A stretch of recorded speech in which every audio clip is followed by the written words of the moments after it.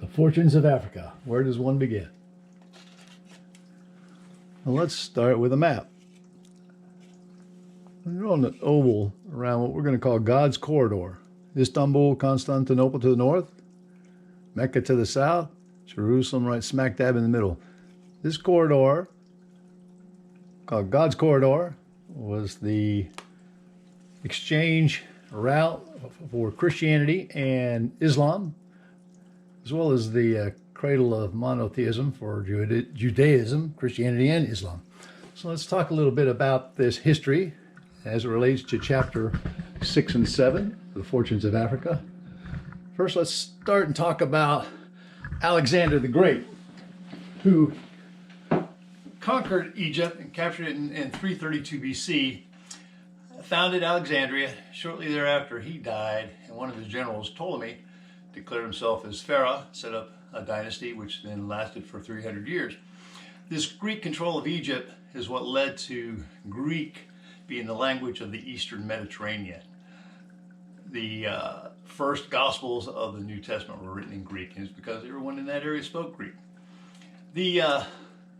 Getting to chapter 6 and the start of, so this is the first 600 years of Christianity. So at the beginning of the millennium, Christ had his missionary efforts in Judea, was crucified, and news of this crucifixion traveled to Alexandria via the maritime network that was, Alexandria is 300 miles as a crow flies from Jerusalem, very close geographically speaking, had a huge Jewish quarter, the largest Jewish population outside of Judea, is what historical records indicate.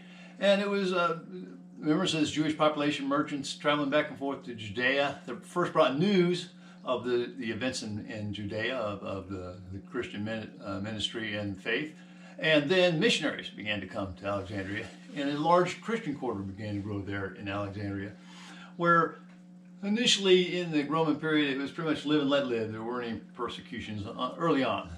And it was during this period that a gentleman who was well-to-do gave up all his worldly possessions and took up a life of the hermit in contemplation of the Christian doctrine, and his name was Anthony. He became Saint Anthony. His model, his example was followed by many other individuals in the area, and this Christian tradition of being a hermit launched out of this early period of Egypt. Some persecution occurred a little bit in Carthage when some fundamentalist Christians refused to swear allegiance to the emperor, refused to give a sacrifice of some incense. They got arrested, tried, and taken into a public arena and fed to some wild animals. This didn't happen a lot. You know, it was in 321 when the Emperor Constantine converted to Christianity, and things changed for the Christians then. But it was shortly after that Rome fell, and the security of northern Africa was lost as the Vandals came in through the Iberian Peninsula and pushed all the Roman authorities out of North Africa, basically took up their places and reigned for another 100 years. And it was when the Arabs came out of the Arabian Peninsula, just 7 years after Muhammad died, that the conversion from Christianity in Northern Africa swiftly changed to the Muslim faith. So Muhammad, born 570, died 639. The Arab Bedouins were traveling into Egypt and conquering and displacing the authorities that were there. Very rapidly moved across West Africa and up in the Iberian Peninsula into Spain. It was during this period that this is the first 400 years of Islam. So it's really the start when the Islamic faith was really just getting going. Again, it came out of this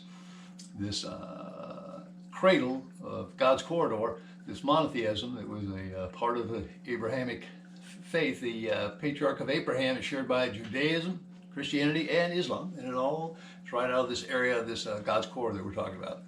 So the world's largest religions, Christianity and Islam, the two largest in the world, it all started right here in this cradle of monotheism that we're going to call God's corridor, related to the history of Northwest Africa and its connection to Islam and Christianity.